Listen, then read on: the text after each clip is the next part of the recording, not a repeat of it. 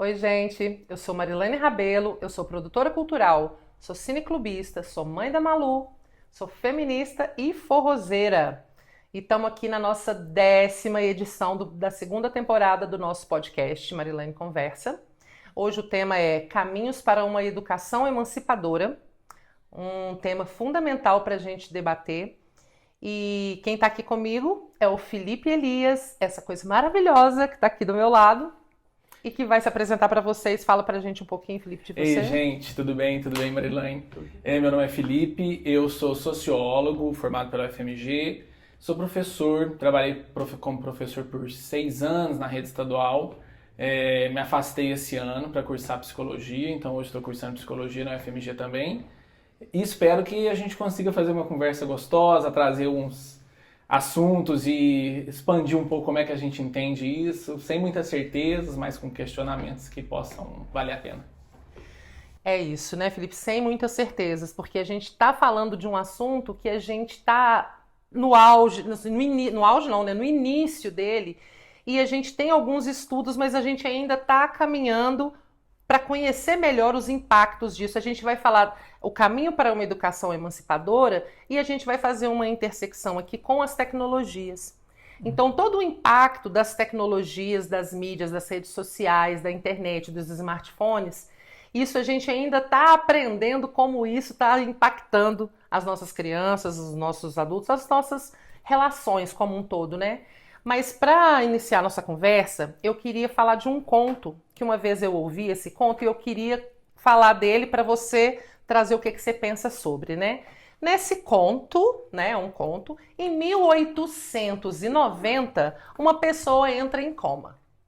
E ela entra em coma e ela fica 100 anos em coma e ela acorda em 1990.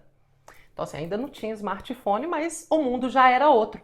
Quando essa pessoa acorda do coma, em 1990, ela abre o olho no hospital e que isso, quanta mudança, quanta evolução, quanta tecnologia, quanta coisa diferente. E ela sai para a rua e vê aquele tanto de carro na rua, e semáforo, e pessoas, as vestimentas, né? Tudo muito diferente, muito mais gente na rua, toda aquela relação diferente social.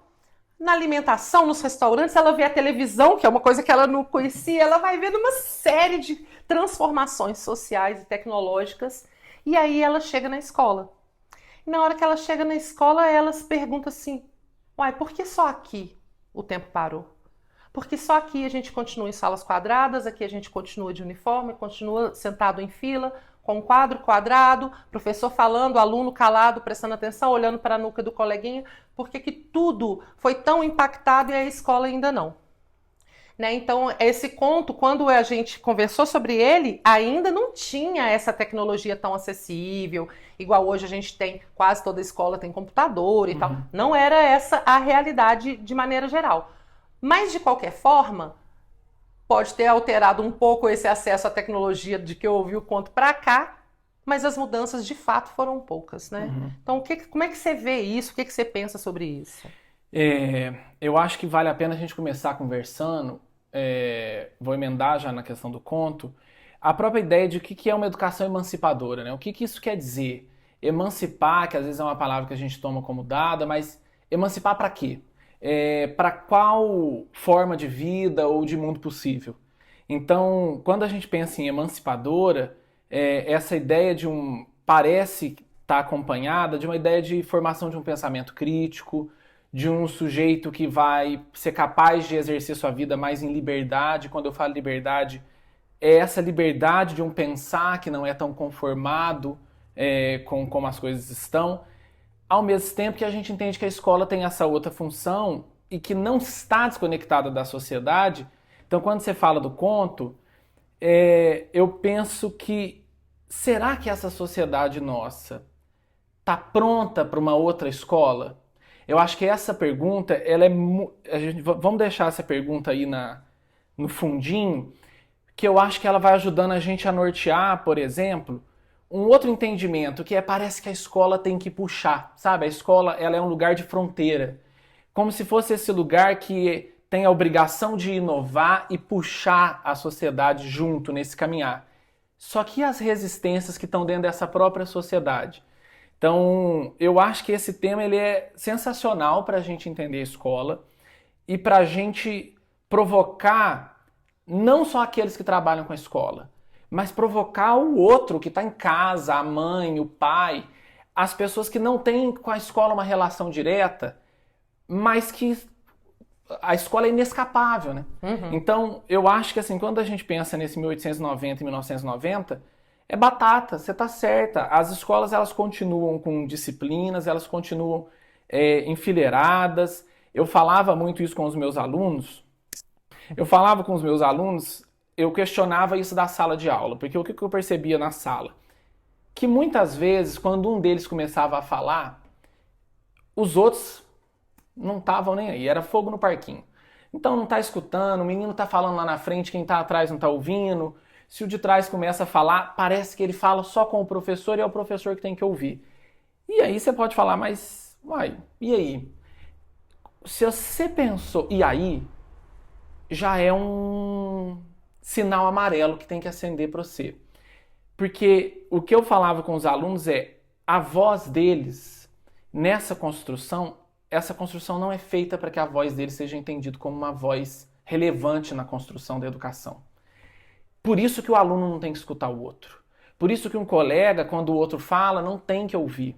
Porque e aí entra o aspecto da sala que contribui para isso, que é, essa sala é toda virada para frente, porque é ali na frente que se encontra a figura mais importante da sala. E quando eu falo esse importante, não entenda como se eu estivesse reforçando essa ideia, não. Eu só, em alguns momentos da nossa conversa, eu imagino que eu vou falar algumas questões, e eu acho que a gente tem que estar preparado para falar dessas questões com um negócio que a gente chama de coragem de verdade, que é falar um pouco das coisas, como essas coisas têm funcionado. Não viver no mundo da moranguinho, mas todo aluno é protagonista. Vamos trabalhar um pouco com o real. Nessa sala, a construção é feita para o professor ser protagonista, para que o professor seja a principal fonte de informação e, mais do que isso, para que os outros tenham menos relevância. Não é só para isso que a sala funciona, né? Ela também contribui para um processo de controle, de poder. Então, eu como professor, eu vejo os alunos, né? Vejo os alunos de uma ponta a outra. Os alunos me veem, então essa sala ela tem esse facilitador. Os alunos não se veem, então isso também gera uma espécie de conformidade, assim, de resistência, mas que eu acho que está dialogando o tempo inteiro com isso, que é o tema central do que a gente está falando, que é essa emancipação. Esse olhar, esse entendimento do aluno, do estudante, da estudante, como agente no mundo, entende? Como um agente de transformação no mundo. Sim. Que eu não sei se essa sala e essa estrutura valoriza tanto essa questão, assim. Na hora que você estava falando, eu fiquei pensando numa coisa que a gente conversou um pouquinho antes também, sobre o que é uma das funções da escola, que é preparar esse aluno para ser um trabalhador.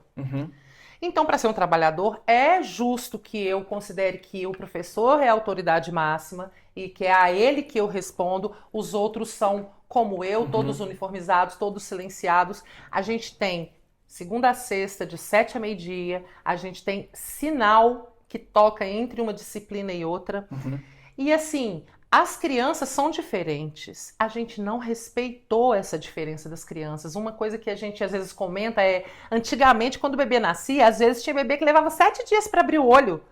Hoje em dia o neném nasce piscando, né? Então, assim, a gente vê que quando a gente vai estudar Piaget, né? Não sei se você acho que não, você chegou agora na psicologia, mas você vai estudar Piaget e o desenvolvimento infantil.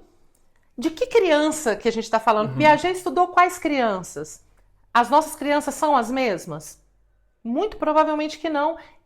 As nossas crianças não são as mesmas e o que essas crianças têm acesso as diferencia muito mais. E quando a gente pensa que a escola é um preparador para a fábrica, para o chão de fábrica, para o trabalho, a gente vai se chocar novamente com o que você disse também sobre o que a sociedade está preparada ou não para uma escola diferente, porque hoje as profissões também começaram a ser bastante diferentes. E aí você tendo uma profissão, por exemplo, que você é um influencer. Que profissão é essa? Que a gente Uhum. nunca pensou em ser e hoje a maioria dos jovens querem ser. Sim, e pra que eu preciso de escola, né? E Pra ser para um que eu preciso de influencer. escola? Eu não tenho um chefe, eu não tenho o sinal que bate. Uhum. Todo esse preparo não me prepara para estar nesse lugar. Estou dando um exemplo, mas existem diversas outras áreas hoje de atuação, que são as que mais crescem, que dispensam toda essa formalidade, mas ainda assim, a gente, enquanto sociedade, enquanto Uhum. pais, a gente resiste às mudanças na escola, principalmente na escola, né? Eu penso que tem algumas questões no que você falou que são muito importantes da gente pensar assim. Primeiro, é uma coisa que eu bato nessa tecla e vou bater várias vezes, que é a escola ela não está descolada da sociedade. Às vezes a gente fala da escola, imagina a escola como se fosse possível fazer essa escola uma espécie de oásis. Sim. Entende? A escola onde o aluno chega e a diferença dele é respeitada. Nossa, aqui eu posso ser quem eu sou. Onde que ele faz isso na vida? Entende? Então, dentro de casa, essa diferença não é respeitada.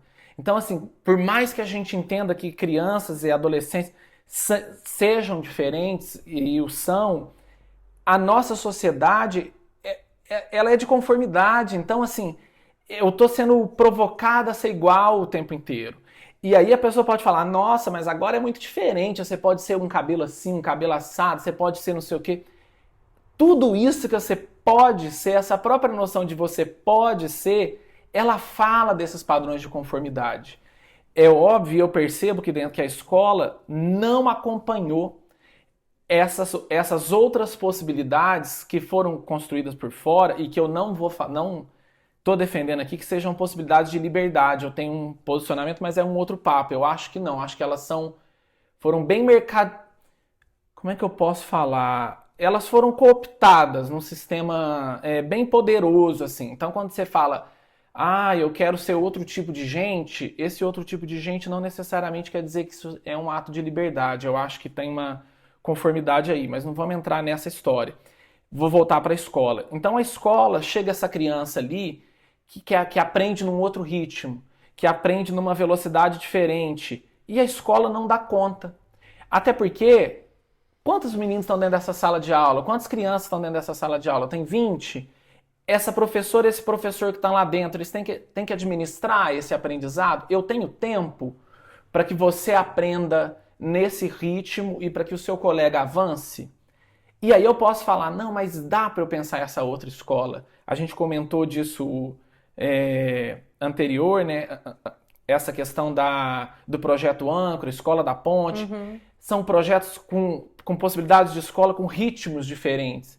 Mas quando eu caio no mundo, no tecido da vida, quando eu saio da escola, a minha vida não espera esse ritmo.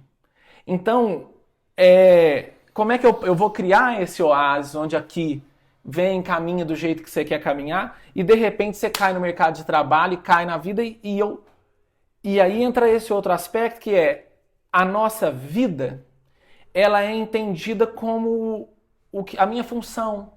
Então, essa escola está me preparando para a vida.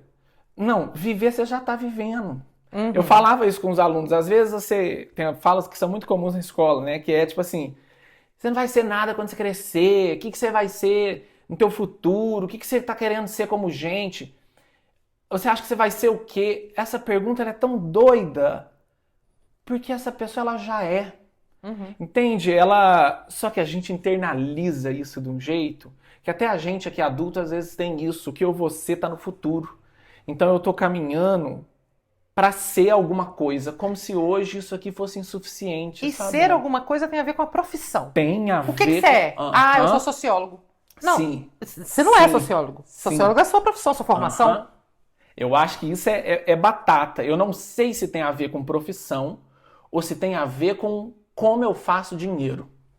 Entende? Meu lugar no Então, mercado de trabalho. então, e eu percebo isso, imagina, eu me apresento hoje como sociólogo, cheguei aqui no vídeo, me apresentei sociólogo, professor.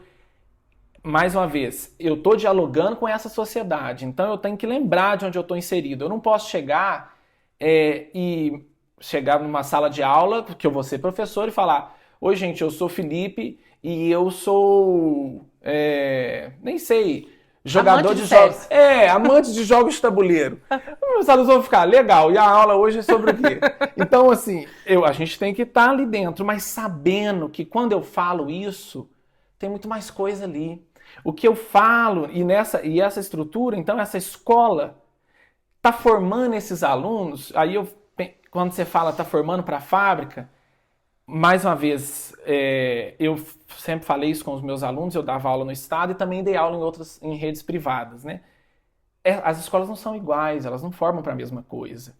Então, a gente entende que uma vida com mais sucesso é uma vida com uma formação mais especializada. Isso não necessariamente é real, mas a gente entende essa relação. A ideia é essa. O sonho do adolescente em ensino médio, de vários desses adolescentes que têm essa perspectiva de um futuro profissional, está relacionado com medicina, com cursos que historicamente vão gerar para essa pessoa vão proporcionar uma segurança financeira maior. Sim. E um status maior. Imagina, é muito mais tranquilo, mais poderoso eu chegar e falar, eu sou médico, do que eu chegar aqui e falar, eu sou professor. Eu acho que o professor tem uma coisa, talvez quem me escutou fale, não, fica ofendido. Não tem muita paciência para essas ofensas. Mais uma vez, eu tenho que trabalhar com real. Tá? Fica ofendido, então vai ficar ofendido com o meu salário. Porque a diferença é muito grande. Entende? Eu ser professor e ganhar um salário que no estado, por exemplo, gira em torno de 2.800 e pouco, e um médico que num plantão tira 2.800 e pouco. Então, assim, ele está atacando o professor. Não, não tô. Eu estou chamando a gente para olhar e entender que esse mundo nosso está desenhando caminhos diferentes e que nem todo mundo tem acesso a esses caminhos. Então, quais escolas públicas estão formando os alunos para que eles façam Enem?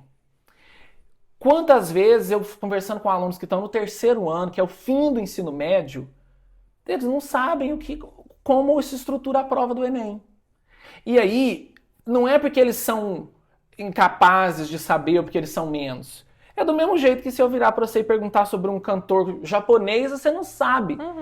Nós não fomos apresentados a essa realidade. Eles não foram apresentados a essa realidade. E aí, tem falha do professor? Óbvio que tem. Eu, naquele lugar, eu entendo. Poxa, eu tinha que estar batendo mais em cima do Enem. Eu tinha que estar falando mais disso, tinha que estar falando daquilo. Só que se eu entendo só isso, se eu olho e acho que essa é a resposta, eu vou ignorar toda uma complexidade de fatores que é muito mais sistêmica. Eu falava isso com os meus alunos. Se eu trago um problema social complexo como é o da escola ou outros problemas sociais complexos e as respostas que vêm à minha cabeça são respostas simples, as primeiras reações que vêm na minha cabeça eu tenho que olhar para elas com desconfiança. Porque quando eu responsabilizo esse professor, como que isso funciona? Em quem que eu estou jogando a carga? Sabe, faz parecer que é o professor o responsável por esses problemas educacionais, quando a gente tem uma conjuntura de fatores que colocam o menino e a menina na escola, que no primeiro ano, eles nunca ouviram falar de uma universidade federal. Enquanto eu, se tiver 8 anos e sou filho de uma classe média alta ou classe média, posso estar em casa brincando, e aí a minha mãe liga para minha tia e fala, nossa, o fulano passou na UFMG, passou na universidade e tal, eu não entendo nada do que ela está falando. Só que eu vejo que minha mãe fica orgulhosa, ela escuta uma palavra, eu não posso ignorar isso. Isso já está apontando diretrizes possíveis. Quantos dos meus alunos no estado, por exemplo, já estavam trabalhando no ensino médio, no terceiro ano, era muito comum que supermercados contratassem esses meninos eu não sei se é menor aprendiz, acho que é lindo, né? Para ajuda a pôr um dinheiro. Assim que esse menino faz 18 não pode ser menor aprendiz mais, é bye-bye. Por quê? Porque aí eu consigo pagar mais barato num outro que tem essa idade. Sim. E esse menino, então, perdeu grande parte da vida escolar, porque ele não teve tempo, ele está exausto, ele não tem interesse, porque fazer dinheiro é gostoso demais. Pô, eu tô fazendo aqui, quando eu tenho 17 anos, R$800, R$600, já me ajuda, é uma coisa que... E agora ele é solto no mercado, entende? E aí, Felipe, eu acho que nesse sentido também, quando a gente pensa em projetos, E aí, voltando a essa ideia que você trouxe, que eu acho ela muito fundamental, que a escola não está descolada da sociedade como um todo, eu acho que tem 2 pontos que eu queria abordar aqui. Um é, primeiro, a gente acha que as coisas são o que são, porque elas sempre foram assim, e elas têm que continuar assim. E eu gosto de falar com essas pessoas assim, deixa eu te falar, quando a gente chegou aqui era tudo mato. Nós chegou aqui, era só mato. Foi a gente que criou tudo isso. E aí a pessoa fica presa dentro disso. Então, por exemplo, quando a gente vai falar, a segunda coisa é, quando a gente vai falar de política, normalmente a gente vai até cair na escola. E a gente vai dizer, a solução está onde? A solução está na escola. A solução está na formação. A solução está no processo educacional desse ser, desse cidadão. E aí a gente volta para aquele mesmo lugar que você está falando aí do looping, né? Como se a escola tivesse uma obrigação de fazer o que a sociedade não dá conta de fazer, então ela manda para a escola. E outra, o processo educacional de mudança social, ele é um processo que demora tempo. Ele não é um processo para amanhã. E aí é outra coisa também, quando você falou das respostas fáceis, se a gente tem uma questão complexa, mas a gente tem uma resposta fácil para essa, desconfie. E é isso, não há uma resposta fácil e rápida para isso. Então, por exemplo, quando você citou aí os projetos, o projeto da Ponte, da Escola da Ponte lá em Portugal, que foi um dos mentores, é o José Pacheco, ele trabalhava numa escola onde tinham os rejeitados.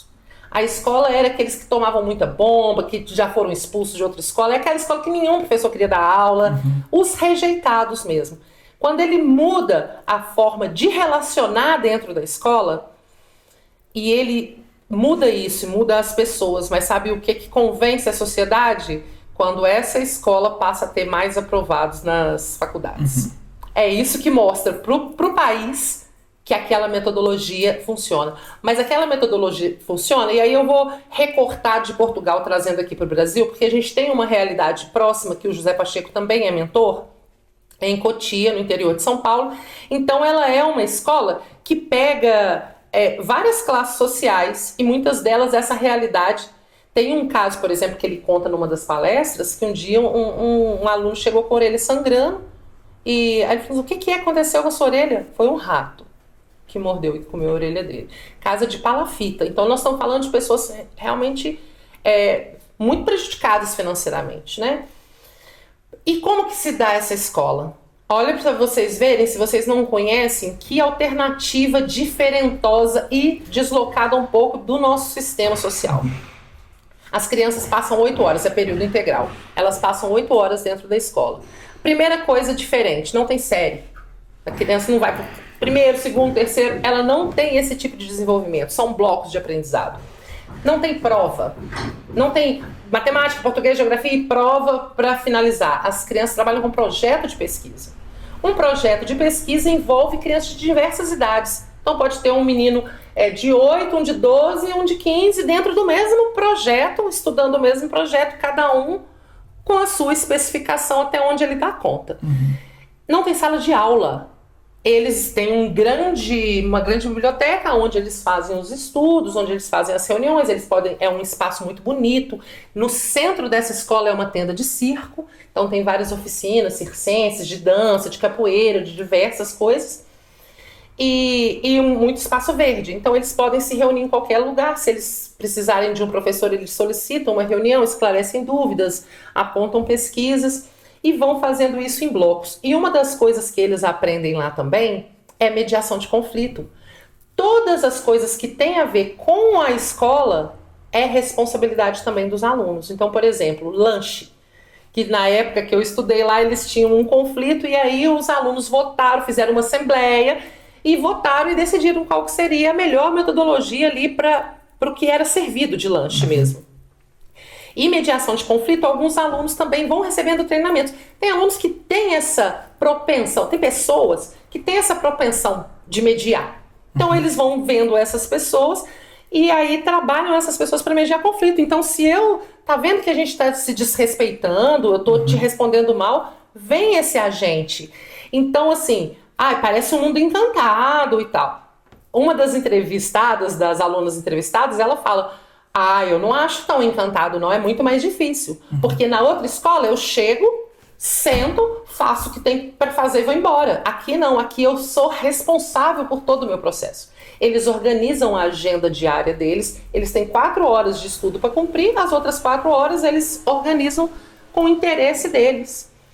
Então, assim, parece encantado, mas as crianças entendem que é um processo de maior responsabilidade, de tomada para si o seu processo de aprendizado. E aí é isso, são crianças que voltam para uma realidade, muitas delas, para uma realidade muito dura em casa. E aí, então, assim, a minha questão com você que vai nesses 2 lugares, de como que a gente entende essa educação como o caminho verdadeiro de mudança social. Nós estamos esperando muito da escola quando a gente espera isso. E a outra coisa, quando a gente cria um projeto que trabalha os afetos, que trabalha as relações, que o seu desejo é levado em consideração, que a sua vontade é importante, a sua vontade determina itinerários no aprendizado, isso é bom ou ruim? Uma vez que eu volto para uma sociedade que não vai me respeitar da mesma forma que eu estou vivenciando ali. Eu acho, vou começar a responder essa pergunta, porque você viu que quando começa a falar, eu já vou esquecendo e emendando outras coisas. Então, eu acho que isso é fundamental. Essa pessoa que sai dessa escola e que cai de volta nessa realidade que muitas vezes não é a escola e que é diferente da escola, porque essa pessoa passa agora a ter ferramentas com uma capacidade transformadora muito maior do real e da realidade que está em volta delas. Então, se eu aprendi a gerenciar o meu tempo e a mim e os meus afetos, como é que isso tem um impacto na minha vida e na vida das pessoas que estão em volta de mim? Então eu acho que isso é poderosíssimo. Esses lugares que possibilitam essa outra forma de ser, eles são poderosíssimos porque eles permitem uma espécie de transformação capilarizada ou então uma transformação difusa que acontece e que vai se espalhando e que vai fazendo outras coisas serem possíveis, sabe? Eu acho que algumas perguntas aparecem para mim quando você fala isso. Uma delas é essa realidade dessas pessoas, que você falou o caso do menino do rato, fiquei chocado aqui. Qual o envolvimento dessa sociedade, né, no processo dessa escola? Porque eu não consigo imaginar que essa escola consegue fazer isso sozinha. Eu acho que essa escola, e aí eu tô falando de alguém que está de fora, tá? Ela demanda dessas famílias um envolvimento. Sim. Ela exige. Então, não foi só o aluno e a aluna dessa escola que foram impactados ou que tiveram que assumir responsabilidades para que ela funcionasse. A família teve que ser envolvida. E é muito provável que a escola tenha uma rigidez em regras no sentido de há que se envolver, há que se implicar para que isso seja possível. Sim. Então, quando eu falo dessa escola oásis e eu problematizo esse lugar, é sobre isso. Parece que quando a gente vai pensar nessa escola transformadora, dá para eu pegar a escola, pôr ela aqui numa bolha, transformar e voltar para o mundo. Não dá. Isso não existe. Para que isso funcione, essa escola tem que estar se transformando junto com a comunidade. E a comunidade tem que ver interesse nesse processo. E aí eu acho que várias coisas acontecem no meio dessa história toda. E aí eu estou falando disso para a gente lembrar. Quem é responsável? Eu, dentro da escola, como professor. Aquele dentro da escola como zelador, como limpeza, como auxiliar, cantineiro, diretor, diretora, professora, todas essas pessoas, alunos e família. Porque hoje a gente tem essa cobrança, né? O nosso sistema já entende que a escola não é só um lugar isolado, deve envolver a família. Só que o processo do envolvimento da família parece muito distante até do saber fazer na própria escola. Então a escola vai fazer uma reunião e ela entende que a família foi, e isso é... Será que isso é envolver a família? Fazer uma reunião que acontece uma vez por bimestre, jogar um monte de informação no pai, é envolver família? Não é. Eu preciso tornar o aluno protagonista. Esse é um dos objetivos dos nossos planos curriculares. Mas como? Porque aí entra um outro aspecto que está na tua fala, que é o aspecto da responsabilidade. Esse ponto, ele é central nesse processo. Eu penso que, aí eu vou fazer coisa lá, Homem-Aranha, aquele resgate de Homem-Aranha, que tem essa fala, né, que grandes poderes vêm grandes responsabilidades, só que ela também é o contrário. Eu só começo a adquirir liberdade e poder a partir do momento em que eu me implico, em que eu me responsabilizo. Sim. Só que isso não é fácil, isso não é leve. Gente, é muito mais de boa eu chegar aqui e ficar... Aí eu falo, nossa aula é muito chata. Eu vivia isso, eu falava isso com os alunos. Nossa aula é um tédio. Eu falava, então o que a gente faz para que não seja? Porque não há um interesse em fazer, porque aí é muito custoso. Então a gente fica nesse lugar de... E eu falo disso porque muitas vezes eu acho que essa responsabilidade ela é tão importante que ela seja assim, compartilhada. Porque quando sou eu, o professor, que chego e não quero nada, quero que hoje o meu dia tá, gente, eu quero, nossa, não tô aguentando, quero dar aula. Se a responsabilidade é compartilhada, às vezes tem até um resgate ali. Porque esse resgate ele pode acontecer de uma forma tão simples. Às vezes é um aluno que te fez uma pergunta durante a tua aula. Porque é muito difícil você dar aula e você olhar e ver que, assim, quantas pessoas estão aqui? Presentes. Sim. Quantas pessoas não estão dormindo de olho aberto, né? Quantas pessoas estão envolvidas? Só que isso, mais uma vez, é implicar. Isso é estar aqui. Então, eu acho que essa escola ela tem um poder muito grande. E deve ser interessantíssimo escutar o Zé Pacheco falando, por exemplo, de como que isso mudou ele como sujeito. Sim. E como que isso só foi possível a partir dele já um novo sujeito. Porque esse é o outro aspecto, né? Eu, Felipe, no meu processo docente, tentei trabalhar com muito tempo, sempre trabalhei, eu fiz o melhor que pudesse para isso, com comunicação não violenta, que é uma prática comunicativa, de escuta empática, não vou me alongar nesse processo, mas que você está ali, você escuta o outro, você olha, você vê o outro, você faz essa tentativa. Sim. E eu, nos meus 6 anos de docência, eu acho que eu devo ter tido 3 ou 4 problemas diretos de desrespeito de aluno. Então, assim, a minha relação com os meus alunos, para mim, era uma das coisas mais poderosas para me manter na escola. Mais uma vez, eu volto para essa estrutura dos afetos. Assim. A gente, quando constrói essa realidade onde afetos são possíveis e saudáveis, porque isso não quer dizer que eu tenho que estar bem, nem que o meu aluno tem que estar bem. Os meus alunos sabiam, às vezes eu tenho mania de usar meia alta e colorida, dependendo da meia que eu tava, eu chegava em sala, uma aluna vinha, você não tá legal, né? E eu já falava, tá boa, tudo bem? Não tô. E isso é possível, não quer dizer que eu tenho que estar legal. Sim. Só que eu vou criando uma outra possibilidade de ser dentro da escola. E isso só é possível com as nossas mudanças. Só que aí volta. Eu quero mudar? Volta para a questão da sociedade. Todo professor está pronto para ter uma escola da ponte, para fazer um projeto âncora? Todo professor e professora tem esse incentivo, essa formação? Porque, querendo ou não, imagina, eu tive uma formação numa universidade federal, a maior do estado. Não estou falando que isso é lindo, que a minha formação é linda, não é uma elencagem assim, de qual é melhor, qual é pior. Sim. Mas, mais uma vez, lidando as coisas, tentando abordar isso com verdade. Não são formações também iguais. Eu tive contato com coisas na UFMG que eu nunca pensei em ver na minha vida. Nunca. E que eu não teria tido se eu tivesse feito em outro lugar. Talvez lá eu tivesse tido contato com outras experiências. Mas esse professor, essa professora, que às vezes se formou há 20 anos, ele tem incentivo para continuar a formação? Ele tem o Estado, as escolas estão estimulando essa formação continuada? Esse professor, essa professora é acolhido nos processos de dores e afetos dele quando ele chega na escola? Porque é muito lindo. Mais uma vez eu volto para o mundo da Moranguinho. Eu chegar e falar, vamos nos implicar com responsabilidade, e um aluno virar para você e falar, não, você é um bosta. Pô, aí você fica. Às vezes eu não tô bem, às vezes aquela frase vai me atingir de um jeito. Então, esse processo da responsabilidade, eu acho que ele é central nessa história. E eu penso que ele é um desafio cultural.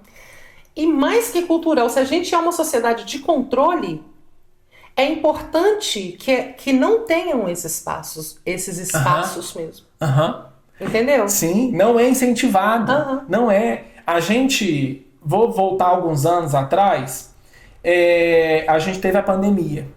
A pandemia tirou do nada a escola. Mais uma vez, a escola para o adolescente, para a criança, é o segundo lugar que você se vê. Sim. A tua vida, quando você se pensa como sujeito, você se pensa estudante, se pensa na escola. De um dia para o outro, você não tinha essa escola. Foi isso, 16 de março, 17, tchau, acabou, não é para voltar na escola. O que aconteceu? Agora vocês têm que conviver dentro das casas de vocês. Vocês perderam, por exemplo, várias famílias, segurança alimentar. As crianças iam almoçar na escola. Do nada, você tem que estar ali. E o professor tem que correr atrás. O professor, gente, nós temos que ver o que vai ser possível, o que não vai ser possível. E no meio de tudo isso, todos esses afetos. Angústia, insegurança, perda de referência do outro. Vou falar um negócio, já vou viajando de novo, que eu lembro que para mim, depois da pandemia, isso ficou muito marcado, assim, o que eu perdi na pandemia. Porque por um lado foi ótimo, era ótimo estar em casa, nossa, tranquilo, coisa linda, delícia, às vezes dá uma saudade de poder trabalhar de casa, lindo. Só que ao mesmo tempo eu percebi que eu, como professor, dos combustíveis que eu tinha era o olhar das alunas e dos alunos. Era o olhar dessa juventude que está ali, que é um olhar de futuro, que é um olhar de alguém que está num momento da vida em que a esperança é mais viva, o futuro, o que vai ser depois, essa provocação, e eu perdi isso, assim como vários outros professores. Depois de um tempo, na pandemia, eu percebi como que isso me fazia falta.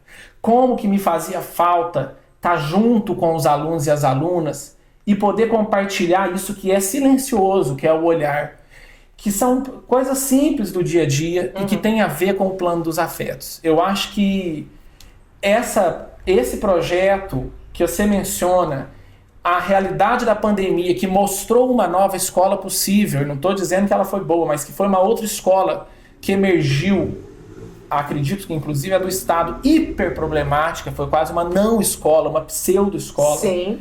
Mas mostra pra gente que aquilo que você falou ali quando você começou, nós viemos do mato, né? Tudo aqui era mato. Essas coisas todas estão sendo feitas agora. Essa forma de ser com o outro, ela é construída agora. Como que eu posso mudar essa forma de ser e de estar com o outro? A gente vê que a escola vai sendo bombardeada com tudo isso. É o lugar onde, gente, temos que mudar, temos que fazer, temos que inovar. Então, por exemplo, você falou lá da escola de 1890, né? E que cai agora é a mesma coisa. E aí você mencionou, mas tem tecnologias e tal. Lindo. A pandemia, vou voltar para essa da pandemia. A pandemia chegou nesse lugar, né? A gente falava, essa geração é uma geração muito tecnológica. Esses meninos, eles já nascem com o telefone na mão. Eles não sabiam entrar no e-mail. Os meninos e as meninas, eles não conseguiam fazer um cadastro no site do Estado que tinha um e-mail. Porque eles nascem com o celular na mão, só que eles nascem com o celular na mão e dentro de uma caixa, que são as redes sociais. Sim. Então é lindo eu estar com o meu celular na mão. Nossa, eu estou com uma janela para o infinito. Esse papo, a internet é essa janela para o infinito. Não é. O nosso finito e o nosso infinito, ele é limitado. Como assim? Vou pegar um gancho. A nossa imaginação, você acha que a sua imaginação ela é ilimitada? Ela é infinita? Não. Eu só sou capaz de imaginar a partir do mundo que eu já conheço. Sim. Então, a pessoa ainda pode falar, não, eu consigo imaginar seres alienígenas que eu não conheço. Mas você já viu imagens, você está trabalhando com isso. Se você estiver continuando a achar que você é ilimitado, imagina uma cor que você nunca viu. Faz esse exercício para mim. Mostra o tanto que essa tua imaginação é infinita. E você vai ver que ela não é. Tá? Você vai ver que essa imaginação ela tá ali, limitada. Então essa janela do infinito, que é o celular, não, ela é uma janela que eu busco olhar o mundo que eu já vi, o mundo que eu conheço. Essa geração, então, quando precisou colocar um e-mail para fazer um cadastro, ligava pro professor de 60 anos, falava, não consigo pôr um e-mail aqui. E a gente ficava, gente, aonde que... E muitas vezes nós também ficava, gente, onde que é para pôr esse e-mail? Mas os professores é que resgataram. Tem professores de 30, 40, 50, 60, é que falavam com os alunos, ó, é ali, e-mail, gente, é o que tem o arroba. Os meninos não sabiam. Então, às vezes, eles tinham que mandar o e-mail, eles mandavam o cadastro, por exemplo, a matrícula da escola. Tô falando isso para a gente entender que quando eu penso numa geração tecnológica, ela não necessariamente é tão tecnológica assim. Não, eu queria fazer um recorte no que você está falando aqui em relação à minha filha. A minha filha foi em 2020, então ela tinha 9 anos. Ela estudava em escola estadual. Ela estava lá no Gabriel Penha de Paiva. E aí veio a pandemia, então assim, primeiro isso, estudar, tirar dela o convívio com outras crianças, porque ela é filha única, a gente não tem uma rede muito grande, e aí pandemia também, as redes que você tem, você vai restringindo, então o convívio com criança era quase nenhum. E para ela, esse convívio social era muito importante. Então tirou o que tinha de mais importante, que era o convívio social. Ela ia querer caçar estudar. Naquelas vias ali, então assim, o conflito que isso gerou inicialmente, por eu achar primeiro que eu tinha agora a função de ser professora, ela não podia perder aquele ano de conteúdo e aquela pressão, mas com o tempo, a professora dela, por exemplo, estava com um neném. Se ela estivesse indo para a escola, ela arrumaria uma babá para ficar com o neném dela e ia dar aula. Mas ela em casa, a professora em home office com o neném. Então, assim, eram outros conflitos que a professora... Eu falava assim, cara, coitada dela. E ela tendo que lidar com várias tecnologias que ela também não estava acostumada. Goela abaixo. E aí você pega a criança e põe na frente do computador. Eu via, por exemplo, amigos da minha filha que estavam em escolas particulares, que aí você tinha que ficar de frente para a câmera, com a câmera ligada para o professor ver que você estava lá, olhando. Sério que você acha que você estava controlando o neguinho ali? Sim. Então, assim, eu não sei o que era pior, se era a escola que a Malu tava, que não cobrava quase nada e realmente o conteúdo passou batidaço, ou aquelas outras crianças que eram impostas a ficar de uniforme, tá? Uniforme dentro de casa, de uniforme, com a câmera ligada, de frente pra câmera. Então, assim, para justificar porque eu tô pagando, o pai não tava pagando a aula, eu tenho que justificar alguma coisa que eu tô fazendo aqui. Sim.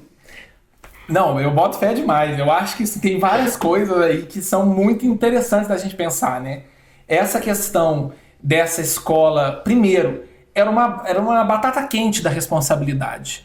Então, as escolas estaduais em Minas Gerais tiveram o PET, Sim. que era uma apostila. Aí já apareceu algo que eu achei muito peculiar. Os nossos alunos chamavam isso de postila, porque eles achavam que era a apostila, que mostra um pouco essa distância que nós estamos de processos educacionais, assim, como que as coisas estão complicadas.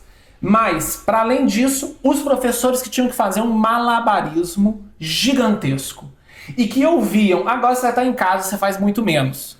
Que é uma coisa muito doida, porque o professor, historicamente, a casa não é o lugar do descanso já, porque ele já leva o trabalho para casa.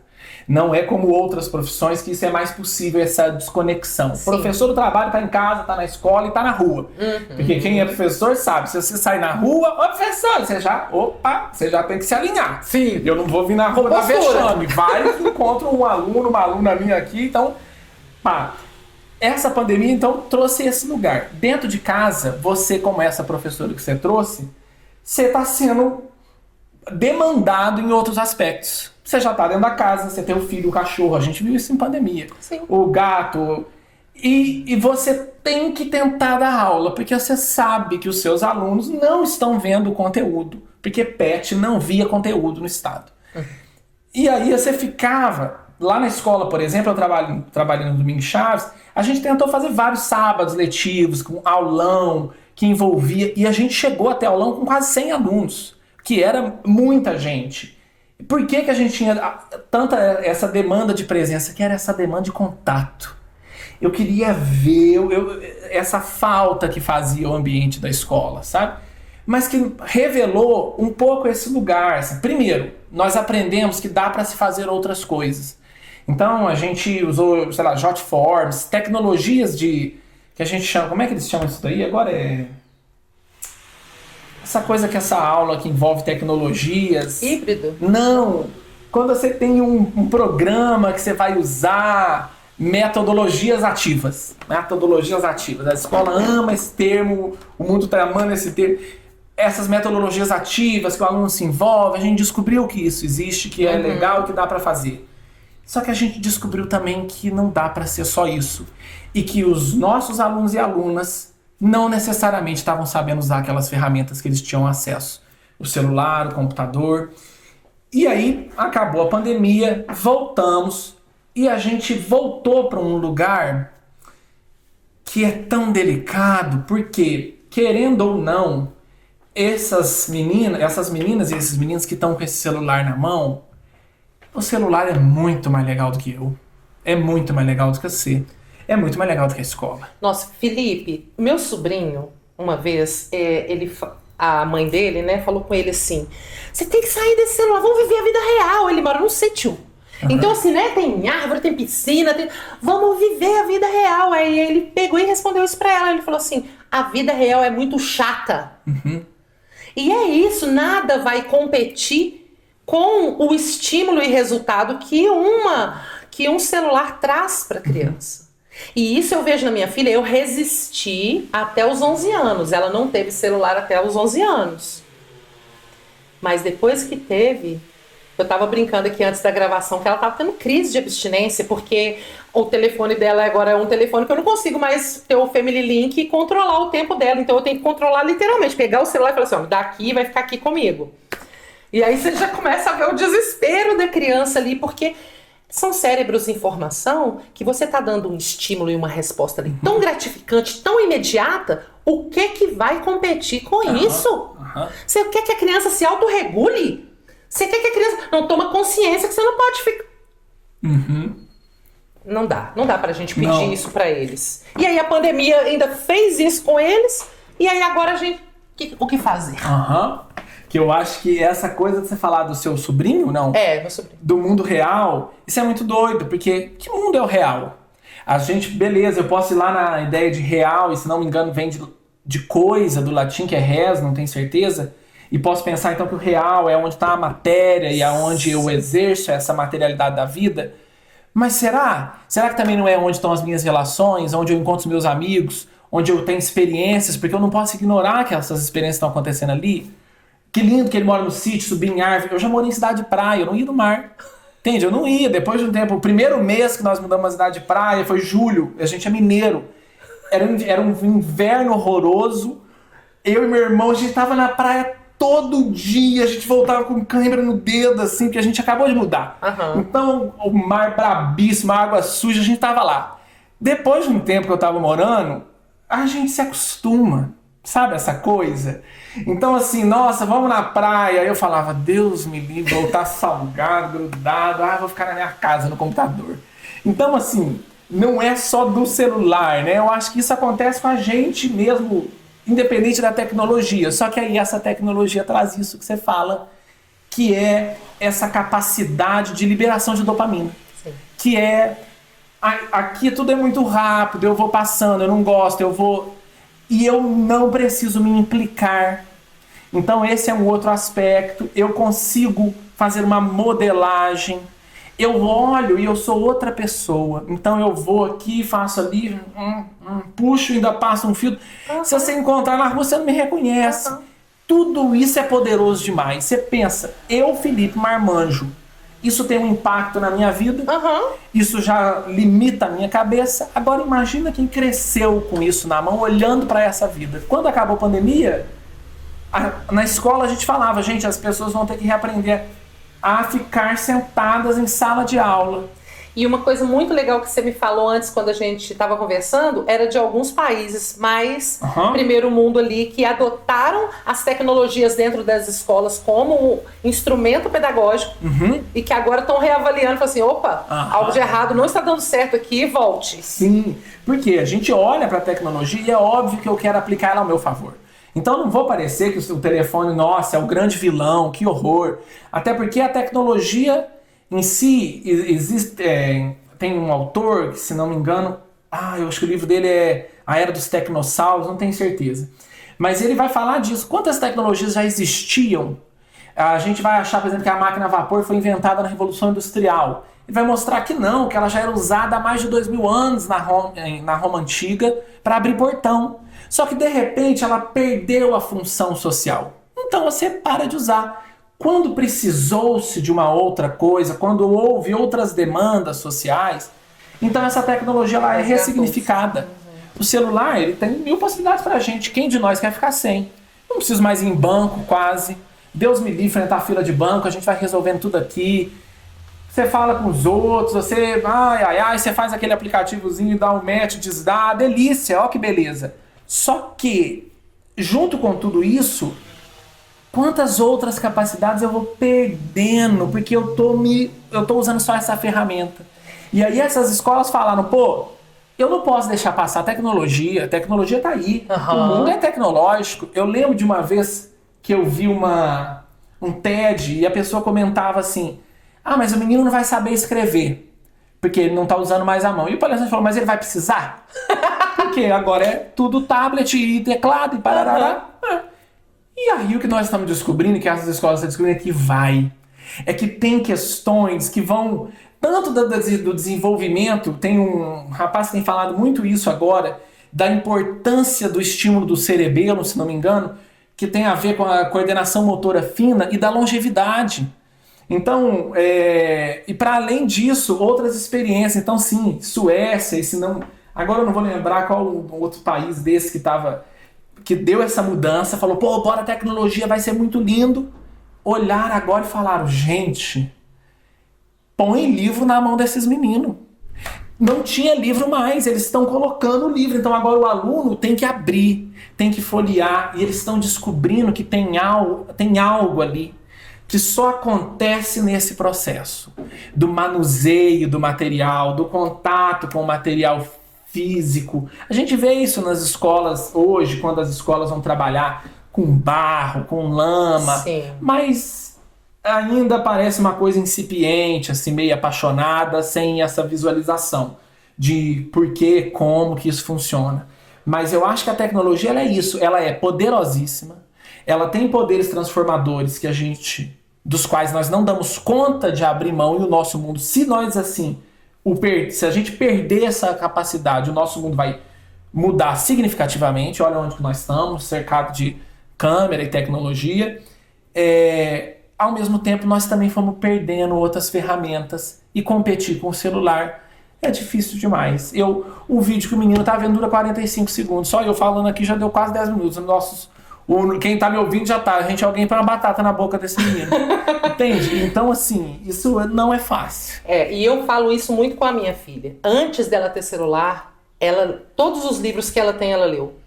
Uhum. E aí, todos os livros que ela tinha, até ela ganhar celular, ela tinha lido. Depois do celular, eu falo assim, quando que eu te vejo com um livro na mão hoje? Uhum. Então eu preciso tomar o seu celular, entendo. Aí eu sou a chata, eu entendo também que você vai ter que ter essa reação. Uhum. Porque você falou, o celular não é uma janela pro infinito, mas o feed é infinito. Uhum. Você vai rolar feed infinitamente. Sim. E aí um dia, né, no celularzinho dela que tá te gravando aí por um acaso, lá mostra um gráfico de com o que é gasto o tempo dela. E aí tava lá, redes sociais, quase 50%. Entretenimento, que eles colocam assim, que deve ser YouTube alguma coisa assim, quase outros 50% e menos de 1% pesquisa. Então, assim, o próprio celular tem esse dispositivo. Falei assim, filha, não sou eu. Aqui, ó. Tá aqui. Média de 6 horas por dia num celular é muita coisa. Sim. Então, realmente, eu acho que tudo isso que envolve tecnologia e criança e infância, eu acho que a gente ainda vai ter condições de estudar sobre, como que você está falando, a coordenação motora fina, isso faz falta na velhice. A gente não tem os velhos que nasceram com smartphone. As pessoas que nasceram com smartphone, elas vão ter ali no máximo 12, 13 anos. Uhum. Então a gente não sabe nem quem são esses adultos, quem serão esses pais, quem serão esses profissionais, quem serão esses velhos. Então a gente ainda vai cometer muitos erros e acertos ao longo desse processo, cada um vai dando conta do que dá, porque eu entendo também que as tecnologias, muitas vezes para os pais, ela é uma válvula de escape. Uhum. E aí a gente É isso, não estamos descolados do mundo como um todo. Criar esses lugares alternativos, esses espaços de liberdade tem a ver com essa responsabilidade que a gente também evita.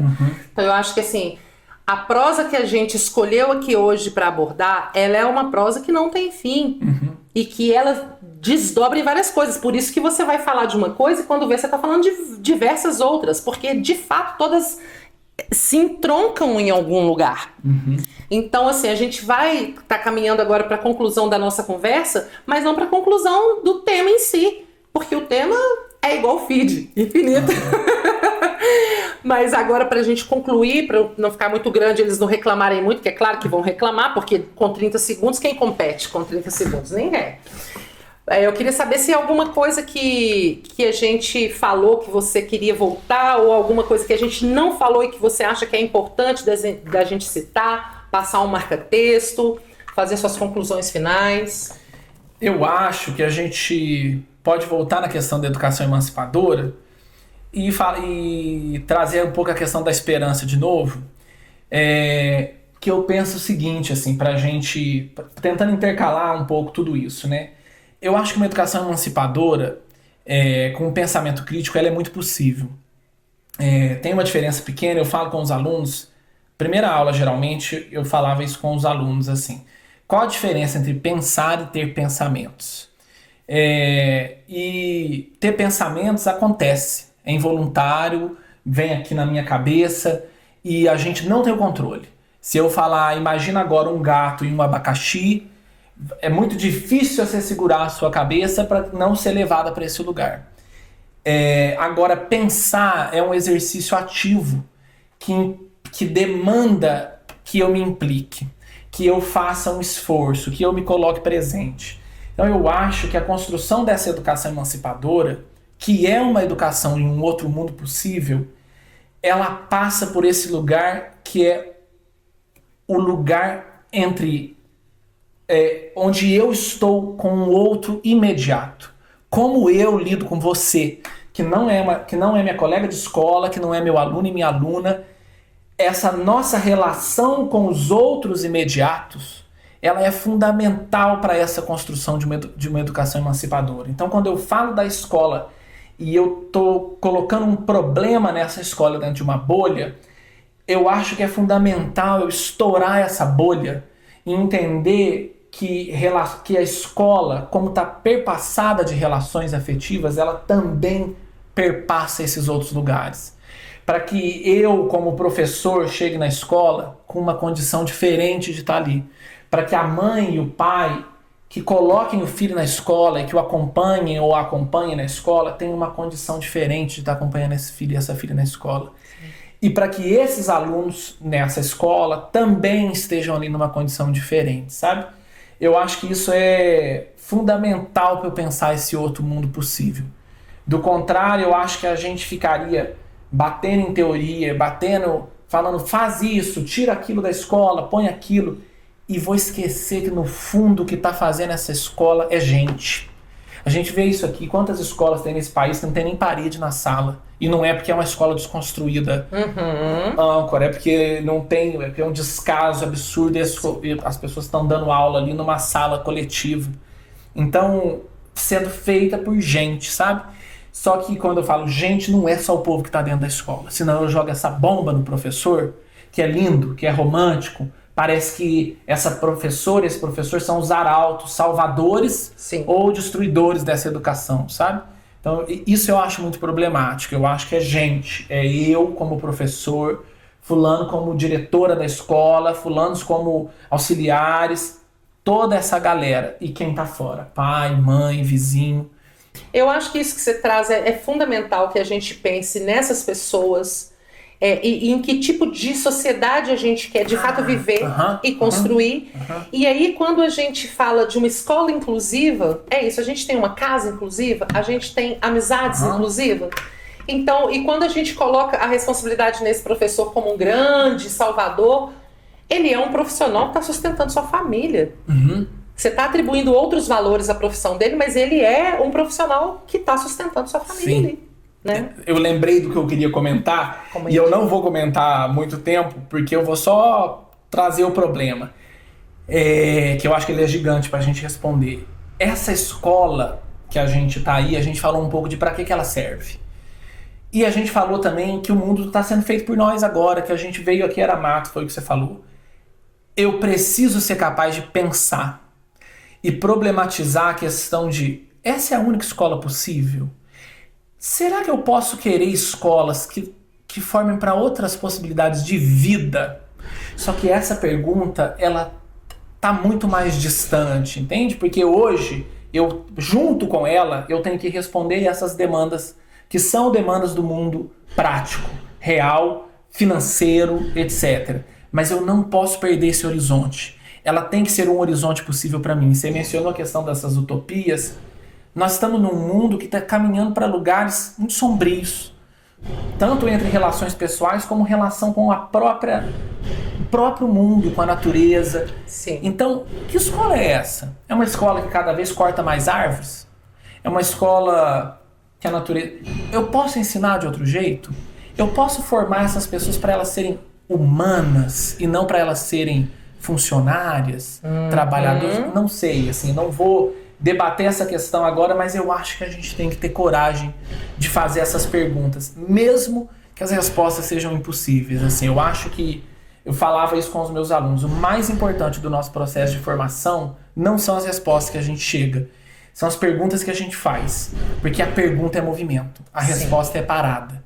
Então eu acho que essas podem ser perguntas importantes de serem feitas. Não, eu acho que a palavra que você trouxe é fundamental, que é preciso ter coragem. É preciso ter coragem de romper com o ciclo que já está, com o que está posto. É preciso ter coragem para entender que não era assim, então pode ser diferente. Né? Olha, gente, eu quero agradecer imensamente todo mundo que acompanhou essa conversa, que foi fundamental. Quero agradecer a Flávia e a Ana, que estão aí sempre me dando suporte. E quero agradecer principalmente Felipe, Reis, Elias, Tobias, todos nós, Barbosas Gonçalves, que é uma pessoa muito maravilhosa, que eu admiro demais e que eu sinto muita falta da gente não ter tido mais convivência, porque você é engraçadíssimo, é muito divertido falar com você e a gente tem uma paixão em comum, que são jogos de tabuleiro. Então, assim, são poucos adultos que gostam de falar sobre esses assuntos, de trocar essas experiências. Jogamos muito pouco, infelizmente. Agora esse gato tá lá nessa Belo Horizonte de meu Deus. Mas enfim, espero que ainda tenhamos outras oportunidades para jogar muitos jogos de tabuleiro e trocar essas ideias tão fundamentais. Foi muito bom conversar com você sobre isso.